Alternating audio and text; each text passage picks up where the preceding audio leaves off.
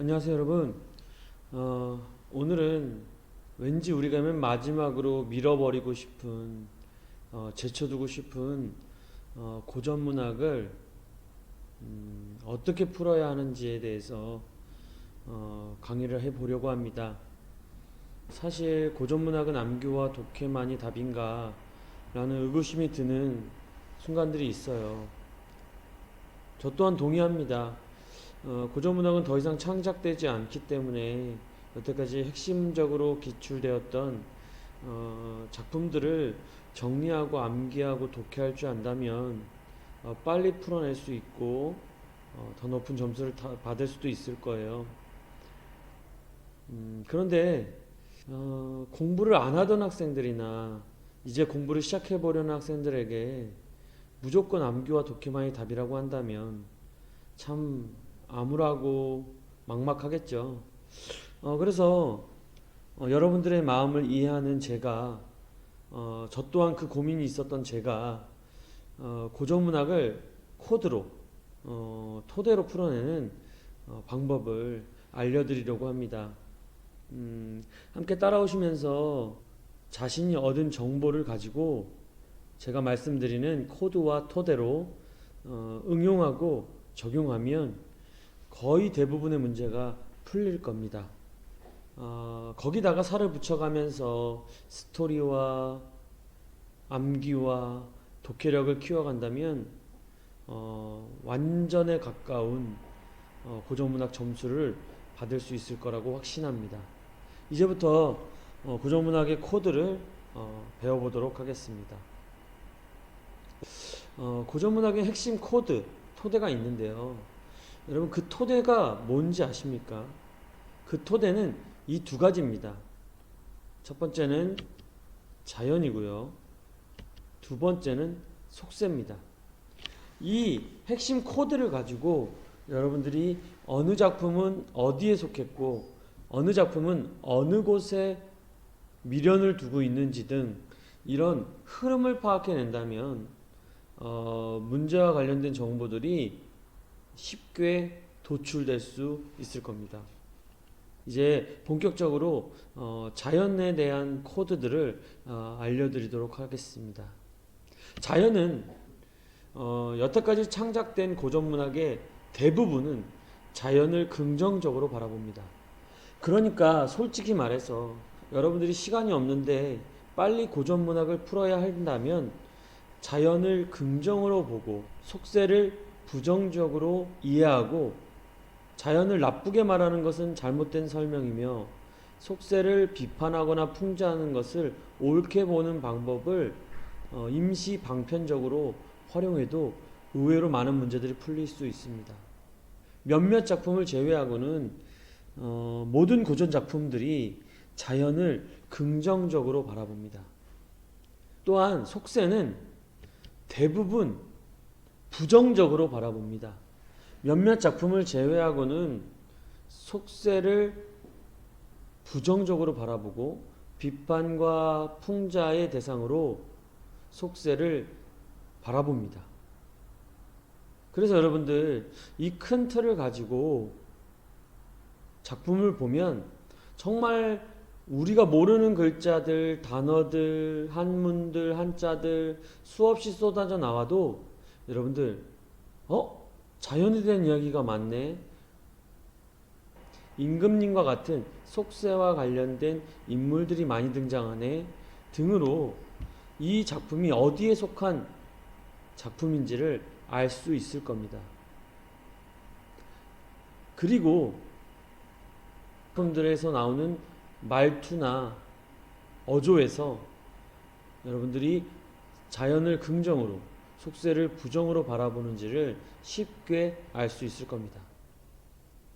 속세는 대부분 미련의 대상이에요.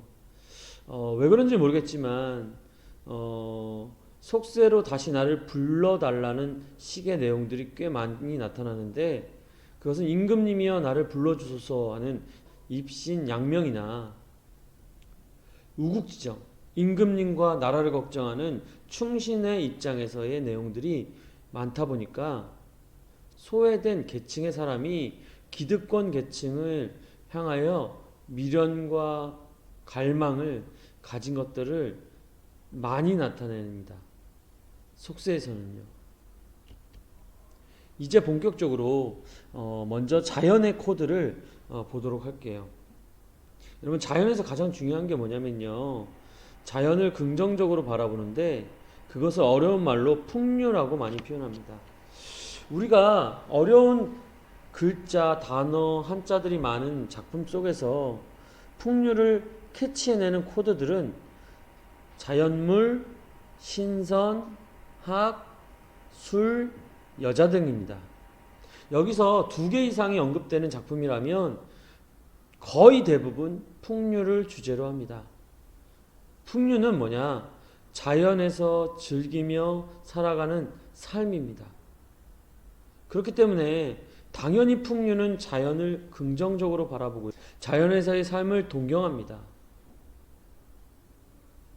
그리고 또는 속세에서 소외된 유배당한 사람들이 술을 마시며 자신의 고통과 욕구를 일시적으로 해소하면서 마치 자신이 무릉도원이나 이상향에 온 신선인 것처럼 생각할 수 있죠.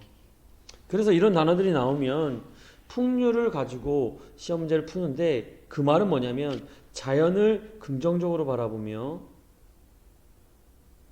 신선과 같이 도교적인 가치관이 나타날 수 있다는 것을 함께 떠올리면 됩니다. 또한 무욕과도 관련이 있는데 욕심이 없다라는 표현인데요. 여러분, 세상은 욕심의 집결지입니다.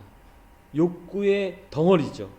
그렇기 때문에 이 속세를 떠나온 사람들에게서 나타나는 가장 큰 특징은 무욕인데요. 이 무욕에 대하여 사자성어들로 시험에 안빈낙도, 안분지족이라는 말들이 많이 나오죠. 욕심 없이 소박한 삶을 사는 자연에서의 모습, 이것들을 많이 그리고요. 그러다 보니까 자연과 하나 되는 건 당연하겠죠. 그래서 자연과 하나 되는 표현이 시험 문제에 많이 언급될 겁니다. 자연 친화, 물화일체, 무릉도원, 이런 것들이요. 그래서 여러분들은 이런 단어들이 문제에서 제시된다면 이 작품은 자연과 관련된 작품일 것이다 를 코드로 풀어나가면 됩니다. 어렵지 않아요, 여러분. 또 하나, 자연과 관련된 인물들은 코드로 보면 대부분이 서민이나 평민 또는 유배당한 소외 계층들, 즉 비주류들이 자연을 사모하고 도피하며 자신의 안식처로 삼습니다. 그렇기 때문에 쉽게 생각해 볼까요? 서민들이나 평민, 소외된 계층들이 자연에서 살게 된다면 당연히 누구를 비판하며 누구를 까겠습니까? 당연히 속세에 있는 양반 계층이나 기득권 세력이나 부패한 세력에 대한 비판이 나오다 보니 자연스럽게 풍자와 해악도 나타날 수 있겠죠. 즉 서민이나 평민, 소외된 계층의 생각이나 가치관들이 그 작품에 나타날 거란 말입니다. 자연스러운 거죠. 그래서 자연은 수많은 작품 안에서 도피처이자 이상향이 될 수밖에 없고요. 이렇게 작품 안에 있는 소수의 단어들과 문제 안에서 보기 박스에서 제시된 정보들을 보아 이것이 자연에 속한 작품인지 이것이 속세에 속한 작품인지를 파악한 뒤 그 틀과 코드를 가지고 문제를 이해하고 풀어간다면 의외로 어려운 작품도 쉽게 풀릴 겁니다. 그러면 여기서 아까 언급되었던 술과 관련되어 조금 보완해 보도록 하겠습니다. 여러분, 시험 문제 술과 꿈이 아주 자주 나올 건데요. 고전문학에서 왜 술과 꿈이 중요할까 꼭 생각해 두셔야 합니다. 술과 꿈은 어떤 특징이 있냐면요, 자신의 고통을 일시적으로나마 잊게 해주고 해소해준다는 공통점이 있습니다. 근데 꼭 기억하셔야 합니다. 일시적인 해소라는 겁니다. 완벽한 해결은 아니라는 거죠. 그러다 보니까 술과 꿈은 우리의 고난과 고통과 욕구를 일시적으로 해소하는 통로로 사용되고, 하지만 결과적으로 보면요, 꿈은 술은 반드시 깨게 돼 있다는 안타까움이 있죠. 그러다 보니까 더 큰 좌절이 오고, 오히려 많은 작품들을 보면 꿈이나 술에서 깬 뒤 세상은 한여름밤의 꿈과 같다는 깨달음을 얻고 마치 신선이 된 것처럼 더 깊은 자연 속으로 들어가는 일들을 봅니다. 이제는 속세에 대해서 알아볼게요. 속세의 코드는 대부분 부정적인 가치관을 가진다고 했죠. 그러면 어떻겠습니까? 속세를 까고 비판하고 조롱하는 일들이 많겠죠.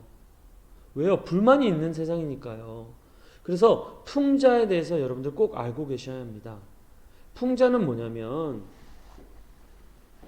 차가운 웃음이라고 표현하는데, 세상에 대한 비판을 웃음으로 극화하고 해소하는데, 기득권이나 부패한 계층에 대한 조롱과 희화화 등을 통하여 웃음을 유발하고 그것을 통하여 권위를 실추시키는 방법으로 자신의 생각을 표출하는 방법이 바로 풍자입니다. 그러니까 당연히 풍자는 비판의 성격이 있겠죠. 그래서 속세는 주로 부패와 시끄러움으로 대변됩니다. 전체적으로 속세는 부정적인 이미지로 나아가고 있죠. 그러면 아이러니하게 이제 속세가 썩었고 부패했고 더럽다면 우리는 뭘 바랄까요? 요즘 우리 한국이 어벤져스나 토르, 히어로물들이 대흥행을 하는 이유는 뭘까요? 세상이 썩고 부패해서 제발 이 문제를 해결해 줄 영웅이 필요하다고 생각하기 때문은 아닐까요? 이 영웅은 비현실적이고 과장적으로 뛰어난 능력을 가진 인물이 되고요. 그 인물이 제발 우리의 더러운 세상의 문제를 해결하게 주기를 바라는 것은 자주 언급되니까 여러분, 소설을 따로 정리하실 필요가 있습니다. 또 아까도 말했지만 자연으로 나아간 계층은 주로 서민이나 평민이나 소외된 계층, 유배된 계층이라고 했죠. 그러다 보니까 속세는 주로 누가 남아있을까요? 주류 세력, 즉 양반과 기득권 세력들이 남아있게 되고, 주로 부패하는 세력들은 양반과 기득권으로 그려지게 돼 있죠. 그래서 어떤 작품들은 임금이 썩어버린 기득권 계층과 간신들에게서 어려움을 당할까 걱정하며 자신을 다시 속세로 불러달라고 원하는 작품들이 있지요. 그것이 바로 속세의 미련을 나타내는 작품들의 대표적인 특징일 수 있겠죠. 주로 풍자의 대상은 양반이나 기득권 계층일 것입니다. 그러니까 여러분, 이 자연과 속세라는 큰 틀은 고전문학에 흐르는 큰 두 줄기의 강입니다. 이 큰 틀을 가지고 문제를 풀어간다면 안 풀릴 문제들이 거의 없습니다. 여기다가 이제 자잘한 기초 코드들을 응용하면 더 시험 문제가 쉽게 풀리는데요. 그런 것들은 뭐냐? 속세는 인간의 욕망과 관련이 있고 주로 떠나온 곳일 겁니다. 여러분, 고전문학에서 가장 대표적인 주제와 큰 흐름은 권선징악과 인과응보입니다. 여러분 꼭 기억하셔야 돼요. 선한 사람은 칭찬을 받고 악한 사람은 벌을 받는다. 주제는 고전문학에서 큰 흐름입니다. 인광모도 똑같은 얘기죠. 자기가 한 대로 대가를 치른다라는 이야기입니다. 그러다 보니 이것을 해줄 영웅, 이것을 해소해줄 꿈, 술, 이것들이 필요하고 현실에선 불가능한 것처럼 보이기 때문에 우리는 주로 이런 소설들에서 비현실과 과장을 느끼게 됩니다. 그렇게 문제를 풀어가시면 되겠어요. 이제는 더 기초가 되는 여러분들이 문제를 풀 때 도움이 되는 고전문학을 푸는 코드, 상징물들이 있는데요. 첫 번째는 꿈과 술입니다. 꿈과 술은 아까도 얘기했지만 욕구의 일시적 해소의 코드고요. 복숭아와 술은 뭘까요? 갑자기 술 먹으면 복숭아가 보이고 여기가 어딘가노랍니다. 그 대표적인 것이 무릉도원이고요. 기러기는 뭘까요? 꼭 기억하세요. 기러기는 그리움과 관련이 있습니다. 근데 이건 기러기 그리움으로 외우라는 게 아닙니다. 만약에 고전시를 봤는데 어려운 단어들이 너무 많고 이해가 안 돼요. 그런데 기러기라는 새가 나왔고 어떤 단어가 나왔는데 그게 기러기라고 설명이 되어 있다고 봅시다. 그때 어떻게 문제를 푸냐면 기러기가 들어간 시는 거의 그리움과 관련되어 있습니다. 언제 그립습니까, 여러분? 함께 있는데 그리울까요? 아니죠. 이별했다는 걸 알 수 있고 떨어져 있음을 알 수 있죠. 그러니까 이별한 현실에서 그리워하는 시일 것이다 라는 것을 응용하여 적용하여 문제를 풀면 쉽게 문제가 풀릴 겁니다. 다음으로 원앙새가 있는데 여러분 결혼했을 때 선물하는 대표적인 새죠. 그 이유는 뭐냐? 사랑과 관련이 있다는 겁니다. 원앙새가 훨훨 난다, 원앙새가 밝게 웃다, 이런 것들은 사랑이 잘 되어 간다는 거고, 원앙새의 날개가 꺾였다, 이런 원앙새가 바닥으로 떨어졌다, 이런 표현들은 뭡니까?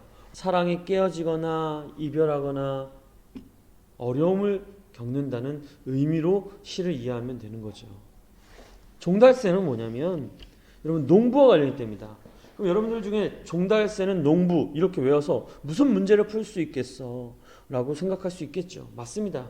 근데 여러분 종달새는 농부는 귀족입니까? 양반입니까? 높은 기득권입니까? 주로 서민을 의미하고 서민은 자연의 편에 있다고 했죠. 그러면 이 작품은 서민을 위한 시다. 서민의 편에 있으니까 누굴 비판하겠습니까? 부패하고 수탈하는 기득권 계층에 대한 비판이 나타날 수 있겠다. 그리고 자연을 긍정적으로 바라보겠다라고 생각하고 문제를 응용하여 풀라는 거지, 종달새는 농부라는 걸로 문제를 풀라는 것이 절대 아닙니다. 백로와 학은 뭐냐? 아까도 약간 잠시 언급했지만 백로와 학은 신선, 즉 선비와 관련이 됩니다. 선비와 신선의 올바른 삶과 관련되어 풍류와 관련된 작품일 확률이 높다. 어때요? 그럼 의외로 이런 코드들을 응용하면 문제가 쉽게 풀릴 것 같지 않으신가요? 참새도 볼까요?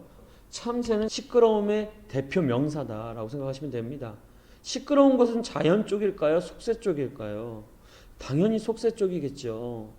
욕망의 응집인 속세가 시끄럽다는 것을 비판하고 부정적으로 바라볼 때 참새를 주로 활용한다. 그럼 참새가 나온 작품은 속세를 시끄럽다라고 비판하는 작품이라고 생각하고 응용하여 풀면 되겠죠. 접동새는 여러분 중요합니다. 꼭 기억하세요. 원망과 관련되어 있습니다. 접동새가 나타난 작품은 원망이 나타날 것이다. 그럼 원망이 왜 생깁니까? 잘 될 때? 자기가 원하는 대로 될 때? 아니겠죠. 유배받거나 소외되거나 이별했기 때문에 임금님을 향한 세상을 향한 원망이 드러나겠죠. 그러니까 처한 현실이 부정적이라는 것을 응용하여 문제를 풀면 될 겁니다. 아시겠죠? 그리고 여기서 이거는 별도로 고전 문학에서는 인용 구절이 많이 쓰여요. 그러니까 자기의 스토리가 아니라 다른 사람의 말, 성인의 이야기, 사자성어들이 많이 인용됩니다. 그 의도와 이유가 뭔지를 알아두시면 좋아요. 여러분들이 시험지에 풀게 될 고전 문학이나 작품에서 인용 구절이 많이 나온다면 이런 생각을 하시면 됩니다. 강하게 자신의 생각을 대놓고 말하면 위험에 처할 사람들인 거죠. 자신의 신분이 드러나면 위험한 사람일 수 있는 거죠. 그래서 우리는 고전 문학에 인용구를 많이 보게 됩니다. 두 번째는 자신의 생각을 성인에 빗대어 정당화하기 위해서 성인군자들의 인용구와 사자성어와 그분들의 작품을 인용하는 거겠죠.